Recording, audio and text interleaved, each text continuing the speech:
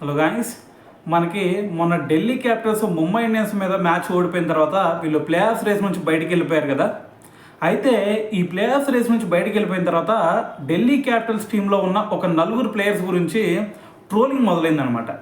అయితే ఆ నలుగురు ప్లేయర్స్ ఎవరో కాదు, అక్షర్ పటేల్, కేఎల్ రాహుల్, విప్రజ్, దాని తర్వాత మోహిత్ శర్మ. వీళ్ళ నలుగురు గురించి ట్రోలింగ్ మొదలైంది. ఎందుకంటే వీళ్ళు 2018లో చూసుకుంటే పంజాబ్ కింగ్స్ తరపున ఆడారు.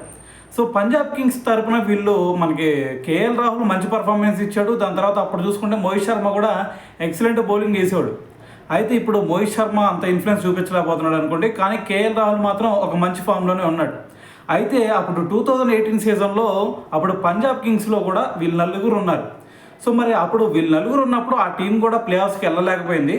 సో ఇప్పుడు చూసుకున్నా సరే Delhi Capitals playoff race వరకు కూడా వచ్చి వీళ్ళు వెనక్కి వెళ్ళిపోయారు అని చెప్పేసి, సో అక్కడ పంజాబ్ కింగ్స్లో ఉన్న దరిద్రాన్ని వీళ్ళు నలుగురు ఇక్కడ తీసుకొచ్చారు అని చెప్పేసి ఒక ట్రోలింగ్ మొదలైందనమాట.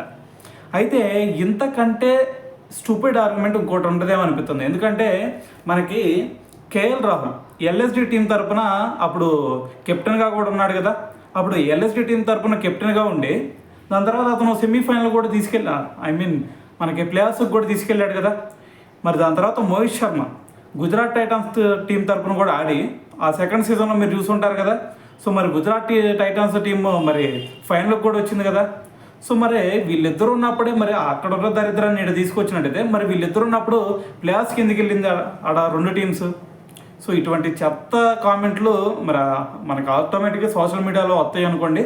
సో ఏదైనా సరే మరి దీని గురించి మరి మీరేమనుకుంటున్నారు అనేది కూడా కింద కామెంట్ చేయండి.